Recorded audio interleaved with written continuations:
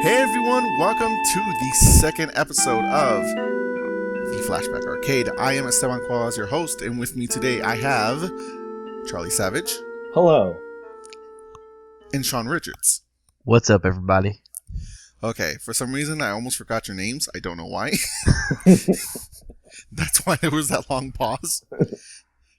All of a sudden I was like, wait a minute, who the hell am I talking to? I don't know why. Brain fart. I'm getting old. Our topic for today, as we always do, retro games and wait, what am I saying? Damn it! This is a bad day for me.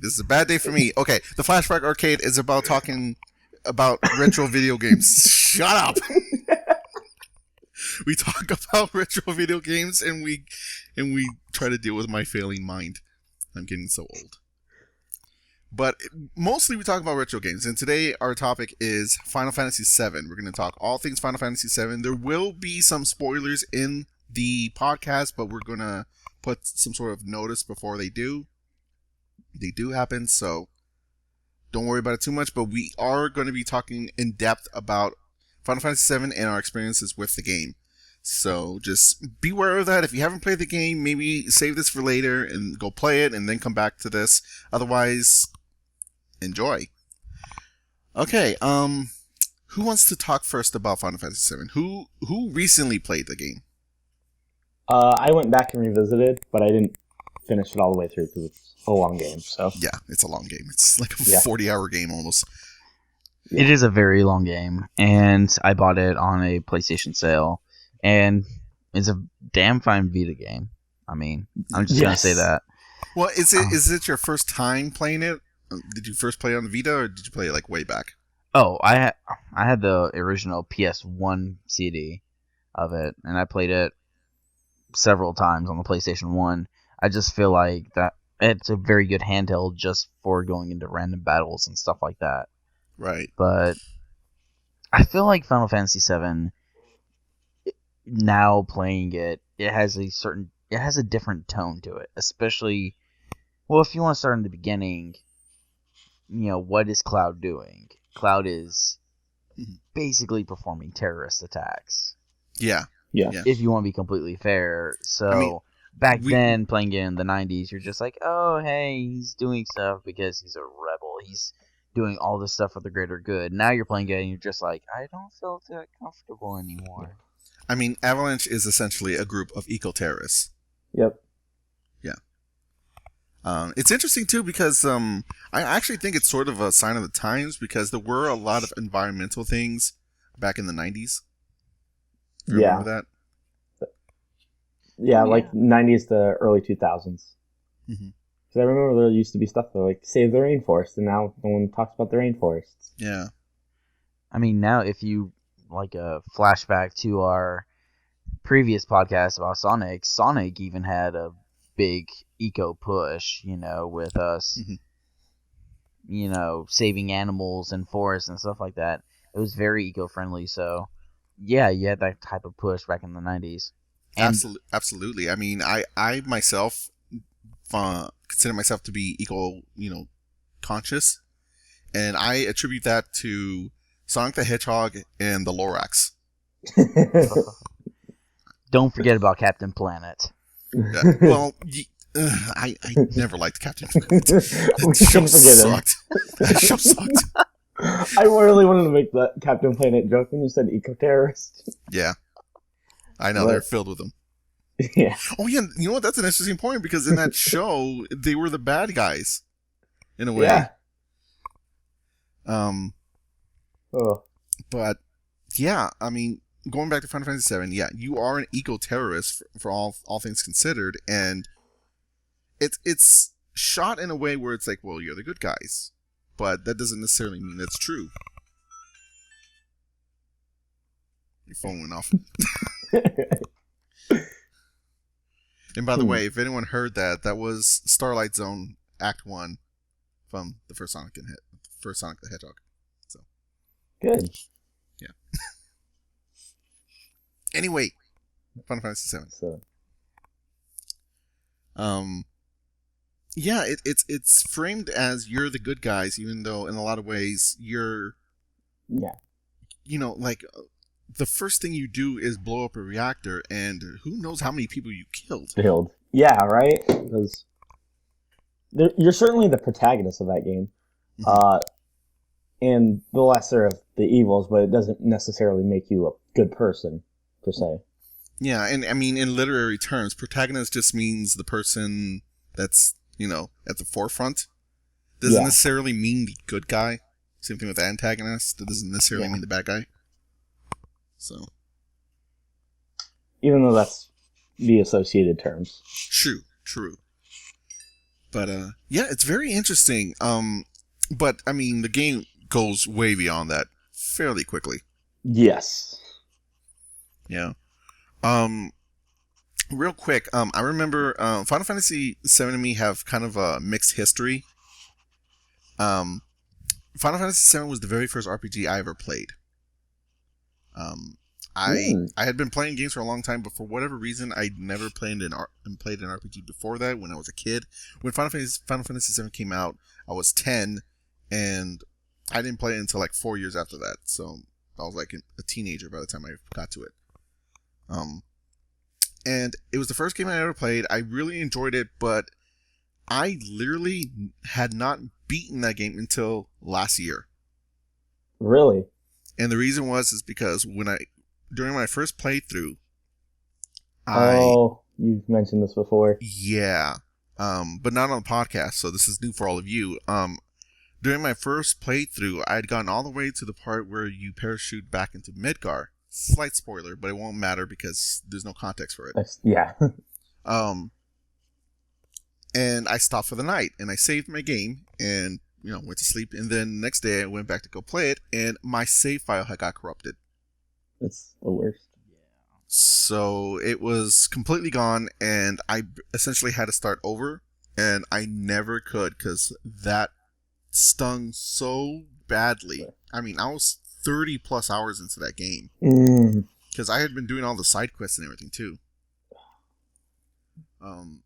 Yeah, I was 30 plus hours into that game, and I just couldn't go back. And for years, I couldn't do it until finally last year. At some point, I just got into my mind that I'm just gonna do it.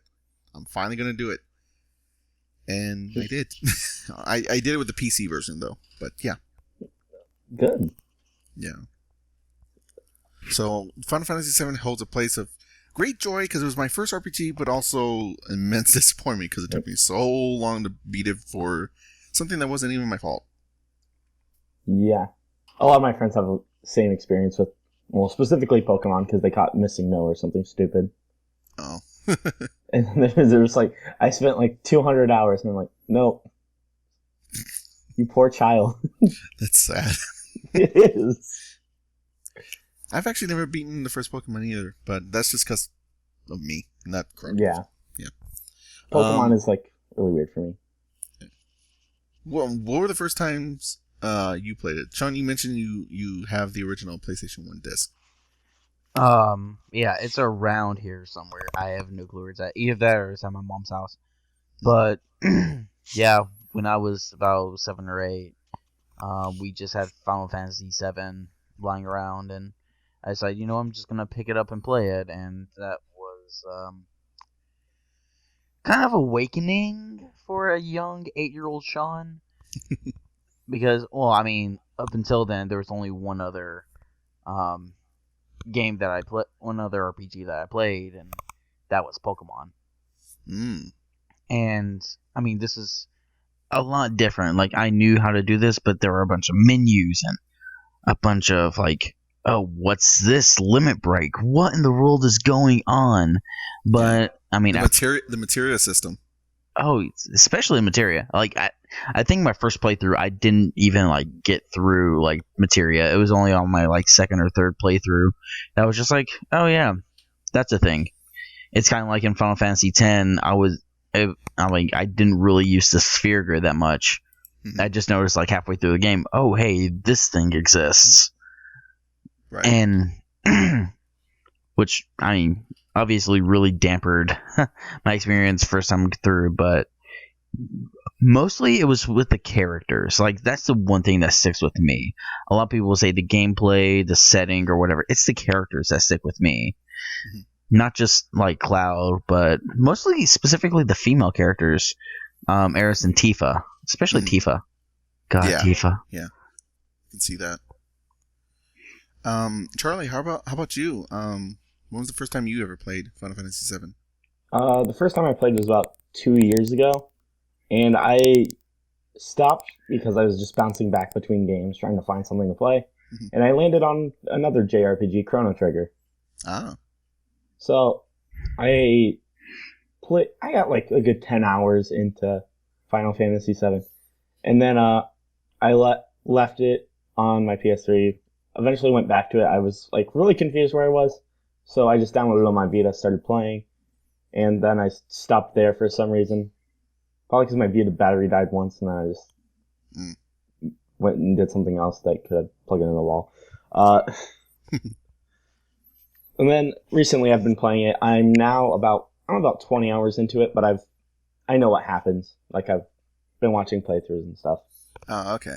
Playing along when I can. Have you ever done that with a game before? It's a little off topic, but have you ever like seen a game through and then went back to actually play it for yourself and felt that you lost something from doing it that way? No, not really. This is the only game that I've ever done it with. Okay. And it was more so to inform myself rather than that way I could speak about it rather than, spending 40 hours and then failing classes. Yeah. So, okay. I would just have it on when I did my homework and everything and play through. Okay. Cool. Well, let's get back to what Shawn was mentioning with the characters. What is it that you like the most about the characters, Shawn? And specifically, you mentioned the female characters. Just that again, going back to the previous analogy, we didn't really have that many prolific characters yet in video games. I mean, you had Mario and Sonic and, Pokemon, but they didn't really have personalities per se. You only got little itty bitty scripts of dialogue that you could guess were personality, but in something that's largely text based that has a lot of dialogue and it's just something that you actually get to feel for the character. For example, I mentioned Tifa, and she really deeply cares. But she's not, this weak little, I'm a little damsel and you have to save me. No, she can kick a ton of ass. I mean, hell, she runs her own bar. Mm-hmm. I mean, how many times will you be able to see that? And then, in a bar in a very rough part of town. Exactly. Yeah. She doesn't she can kick ass and take names. And unlike Barrett, I believe his name is. Yeah. Who, uses a gun, or Cloud, who uses a huge buster sword. What does she use? Her own bare fucking fists. That is the definition of a badass woman. Well, not bare. She wears gloves, but yeah. Yeah. Well, she wears gloves, and then she has, equipment as well. But, she doesn't hide behind weapons, basically. And and basically it's stuff like that tells you a lot about a character, just by the equipment, by the dialogue, by the way they compose themselves. Because now that we have it in 3D, you can see a lot more of a character, especially in the way they position themselves, whether they're in front or behind another character. It can tell you a lot about a character. One character can distrust another character, and you don't have to rely on a little dialogue box that's saying this person does not trust this other character, or this person does not trust you. They can say that through lines and lines of dialogue. It's something that other games like Metal Gear Solid would utilize, but Final Fantasy VII is personally my first game where I kind of experienced that. I think that's true for a lot of people. There were other Final Fantasy games, and a lot of people argued that it had been done before. on Final Fantasy IV or 2, as we knew it here in America for a while, and 6, or again 3 here in America, and some would even say it was done better. But there does have to be something said about the 3D world. You know, it's kind of hard to, for at least for a widespread audience, to see this kind of drama and this kind of emotion expressed in video game characters when they're just small sprites. It's not that it can't be done, it's just not easily recognizable by a widespread audience. Right. And with the jump to 3D, there was also a jump in a different type of quality, and that being the quality of music. Oh, yeah. While we didn't have voice acting per se, we did have a bunch of music, and along with a bunch of classical themes, we had several new themes that really emphasized something. Like, here's a big spoiler alert, but it's the spoiler that Spoiler. Yeah, it's the spoiler that everybody knows. Oh, that's not a real one, but okay. Yeah, when Sephiroth kills Aerith, and that music starts playing, like, it's the impact. Yeah, you start to feel it. It's a punch to the gut, but it's the music that starts playing and the imagery that flows through that really makes you linger on that moment. Because at first you're just like, I really feel for the character, but I'll know I'll get over it. With that music, it's just like, I'm going to remember this for the rest of my life. Yes. Yeah. Okay, spoiler over. I will say that moment is, it's iconic. I've said before that it's the moment that's the most equivalent to Darth Vader being Luke Skywalker's father in Star Wars. Dude, spoilers! Jeez. Throwing it out there. I know, I'm awful. It's sort of has that kind of widespread, knowledge already about it. But and it is very powerful. I will admit to that. I think though, personally, for me, like, as I play through that game, I always like Tifa more. So, like, whenever there was opportunities for me to get closer to a character, I always went with Tifa. So when that moment happened, it didn't resonate as much with me. But it's for that reason also that I think another moment in the game felt more impactful to me.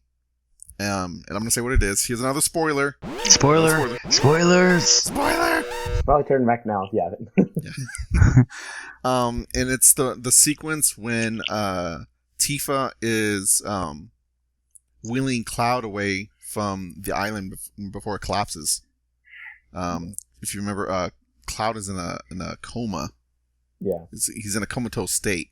And then they go essentially into the live stream, and Tifa has to essentially ride through Cloud's memories to help him understand who he truly is.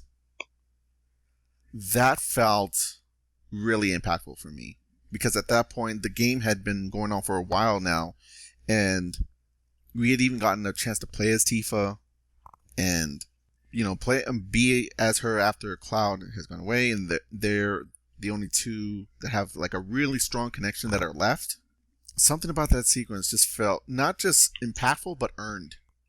Yes, I agree with that completely. It came at a time where it really felt earned, and it felt like this resolution from all the kind of muddy stuff that was kind of teased from the beginning of the game.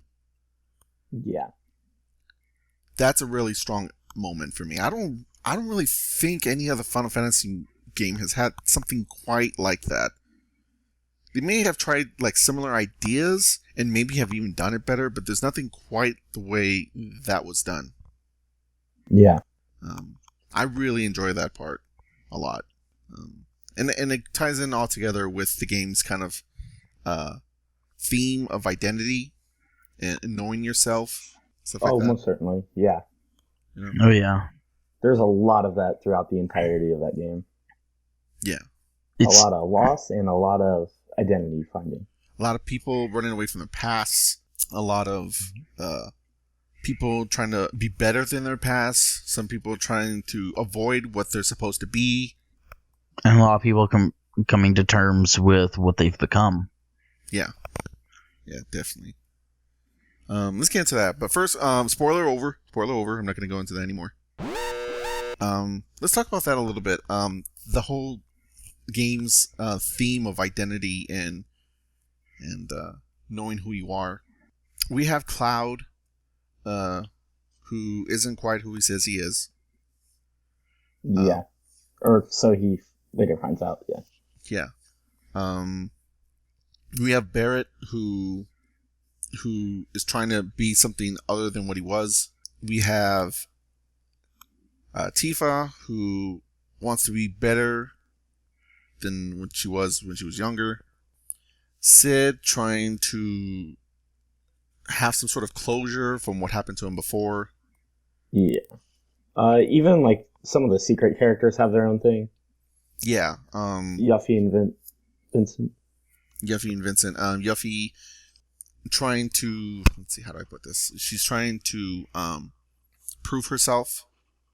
Yeah. From where she came from. She's trying to do that. We have Vincent, who is haunted by his past, I guess you could say.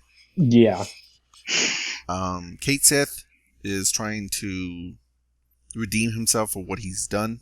That character. Yeah. So we can get to him in a bit. Who am I forgetting? Don't forget about Sephiroth. Oh, of course. Oh, yeah. Sephiroth. Is haunted, tormented, destroyed by what he was and is. And yeah. He's a mess. He's a mess.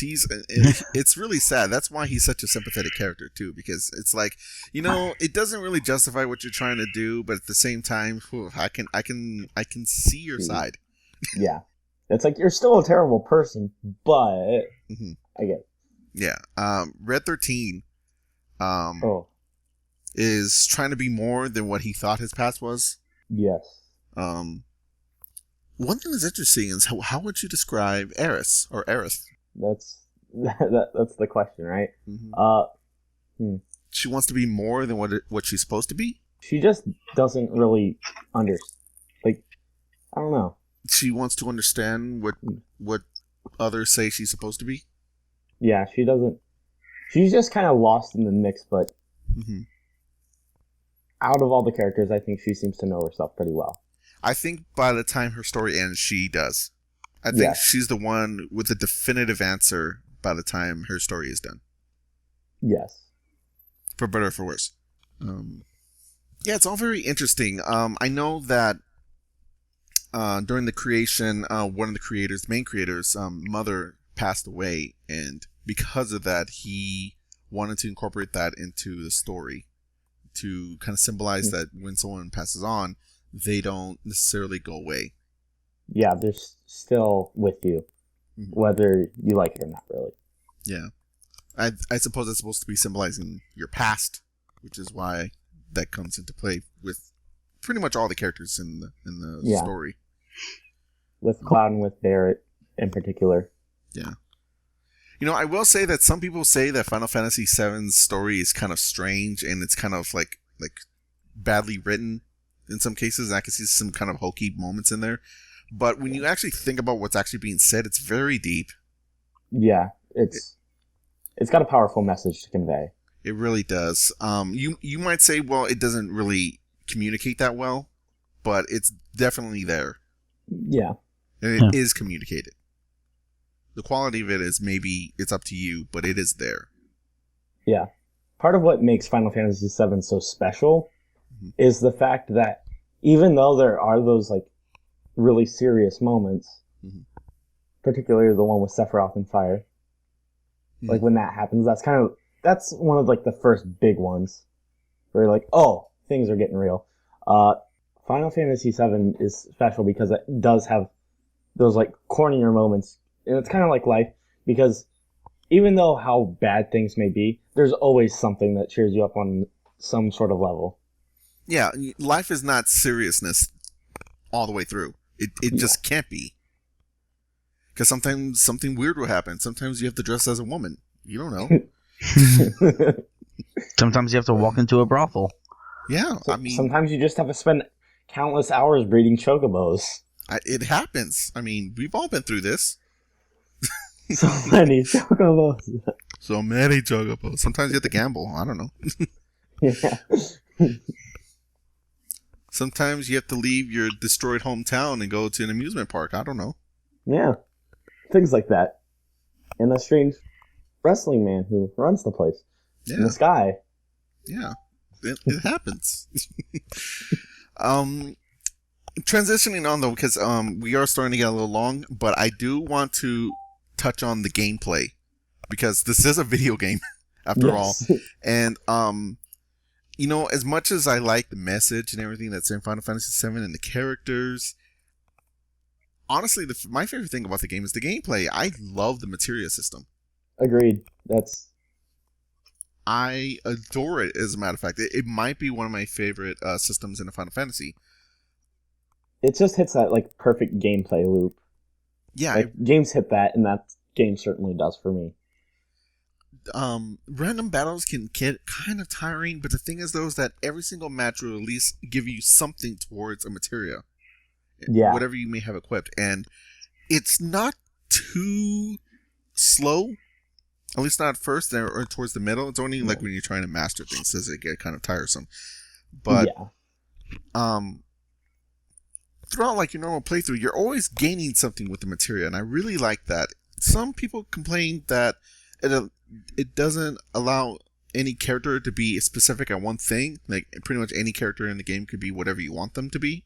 Which is what I like. So that's what I like. I like having characters do certain things the way I want them to. And also, I would argue that's not entirely true because, you know, like you can't necessarily make Cloud a ranged fighter. He's a sword wielder.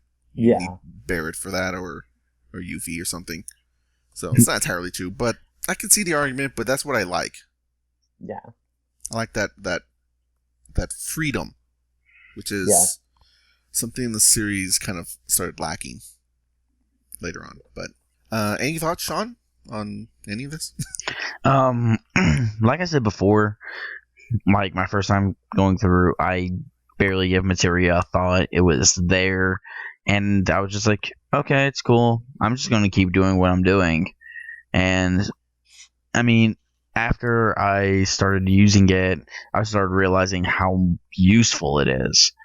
And it's odd whenever you go through certain RPGs and you find the certain unique little things that's within them.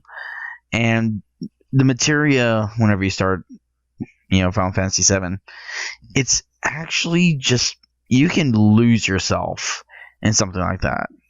Yeah. If you just play alone. Yeah. Well, not just with the menus, but also with the idea of materia. I mean, pretty soon you're talking about how random battles will give you something in terms of materia. It's odd that sometimes you'll just pull it up and you will just start grinding for materia. Yeah.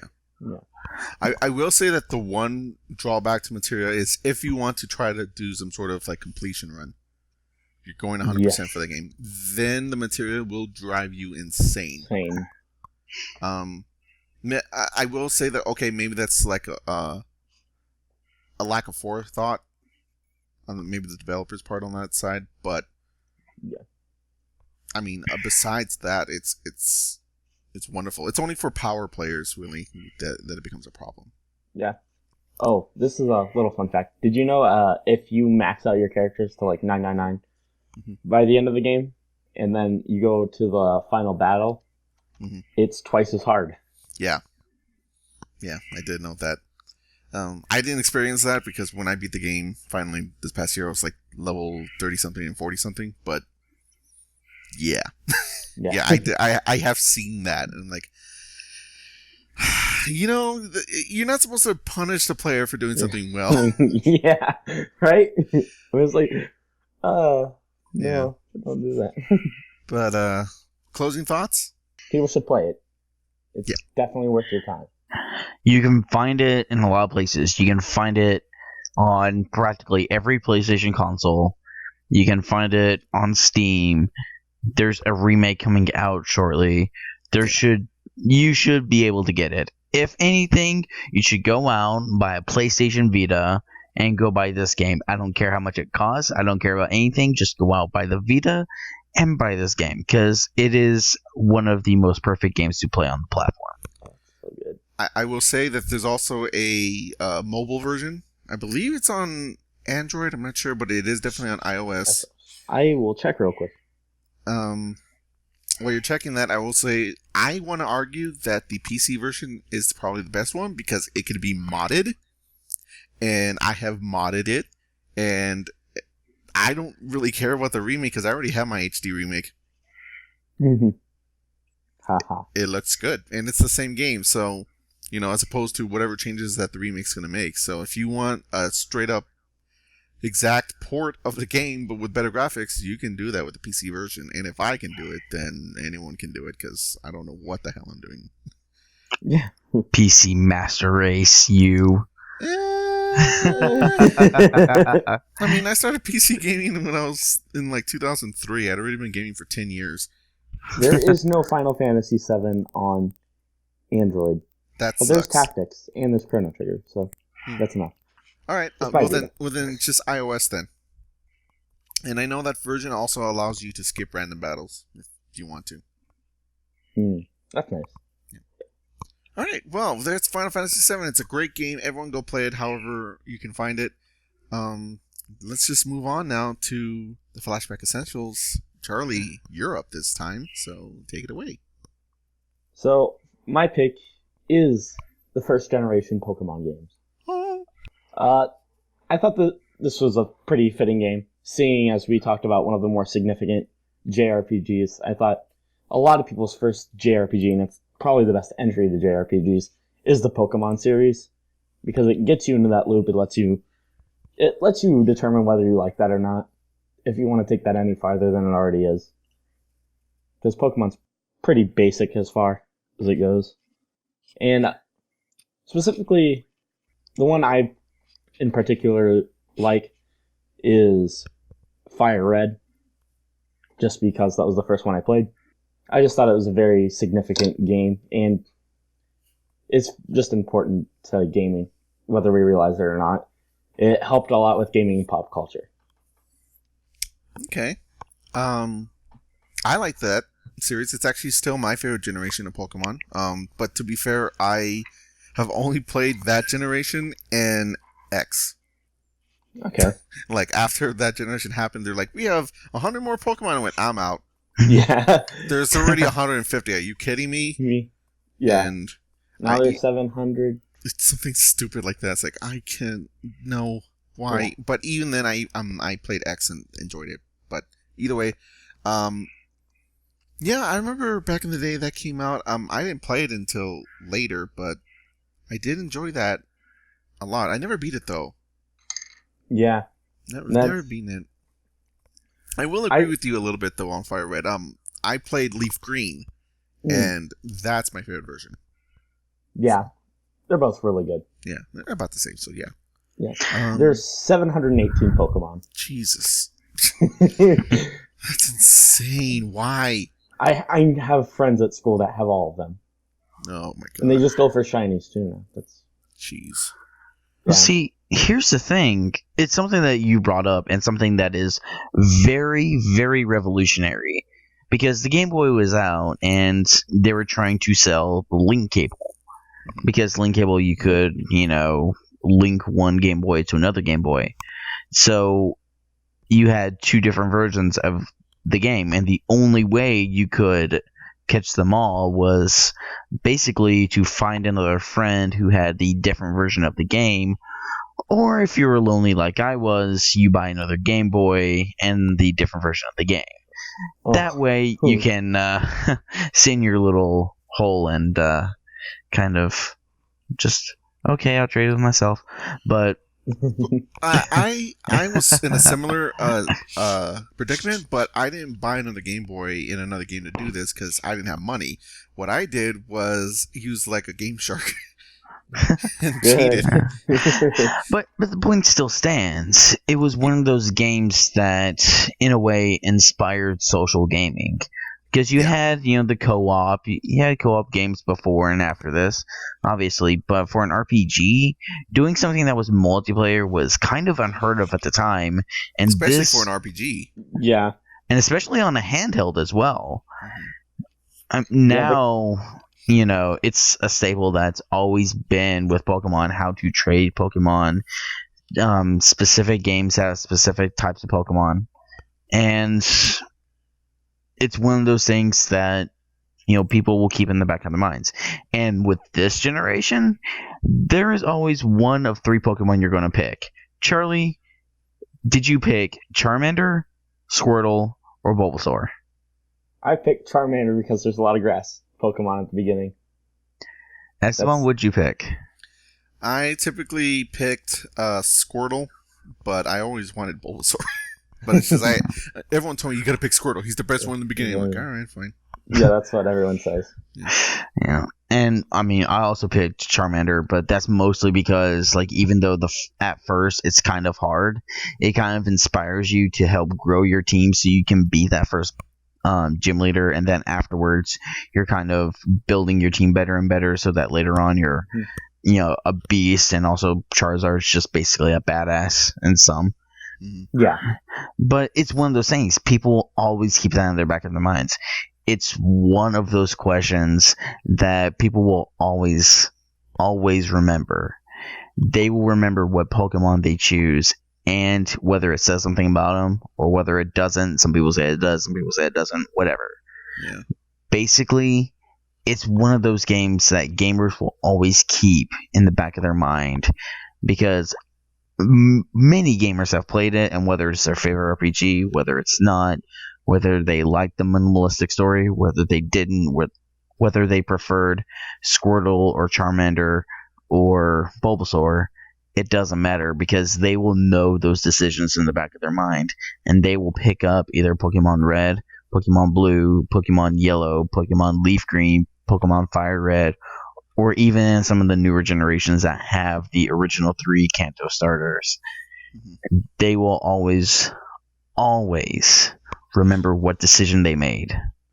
So I approve. I approve as well. And I just want to make 2 little notes.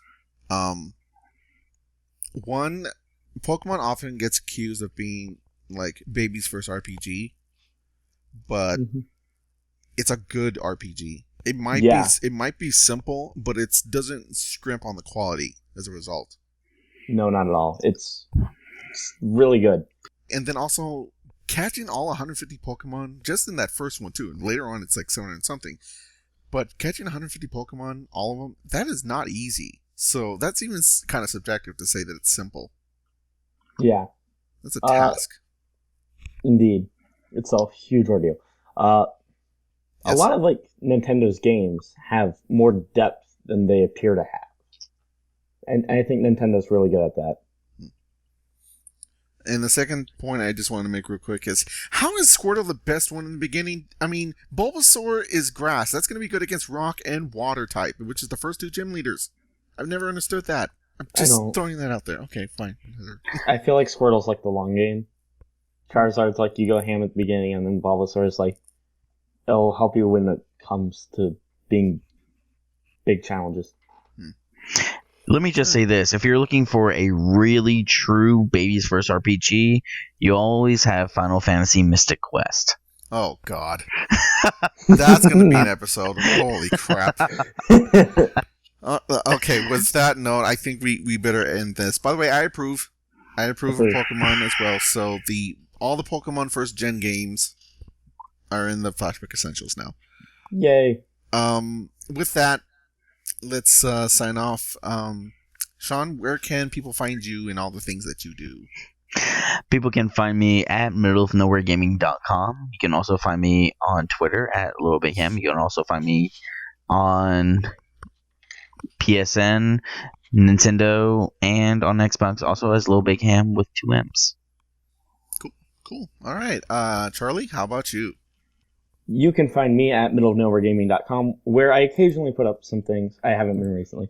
I'm currently working on a top 10 with 2 other people for our website. Ooh. So, yeah, the first one is top 10 boss battles. Okay. And then, if you want to follow me anywhere else, everything is CN Savidge. CNSAVIDGE. Cool. All right, great. I guess it leaves me. I forgot like a lot of stuff last time, so now I have kind of a list to make sure I know what the hell I'm doing. Okay, I have a Twitter that's at Colorwind. At Facebook that's at Colorwind with a Y. I have a YouTube channel, which actually it's kind of on the side right now, but still you can follow me there at Colorwind. My WordPress blog, where most of my other writing stuff that doesn't go on Middle Nowhere Gaming goes, and that's at colorwind@wordpress.com. Colorwind with a Y. Twitch, Colorwind with a Y. Snapchat, Colorwind. Instagram, Colorwind with a Y. Vine, Colorwind. Tumblr, Colorwind with a 1, because both of them was taken. Pinterest, Colorwind with a Y. Let me see. Do I care about those accounts? No, I don't care about those accounts. Okay, I guess that's it. I have a LinkedIn and a Google Plus, and who cares? Nobody uses Google Plus. I know. But you have to use it because of frickin' YouTube and their comments. I know. Yeah, so, I mean, it's there, but no one will care, so there you go. As for Middle Nowhere Gaming, I'm a writer there as well. I'm an associate editor. I recently put up a Mario & Luigi Paper Jam review, so please go and check that out. Really good review. I also posted a editorial a while ago about what I think the new Nintendo handheld should be, especially since they're saying that's going to be 2 different items from the NX project. It's weird. So it's just speculation and kind of my own fever dream of what I want it to be, but whatever. And other than that, just go to Middle Nowhere Gaming. That's where this podcast is held. That's what keeps the lights on. Please go there, middlenowheregaming.com. And with that, this has been the Flashback Arcade episode 2 of Final Fantasy VII. Thank you all for listening. Have a good day. Bye. Bye. Peace.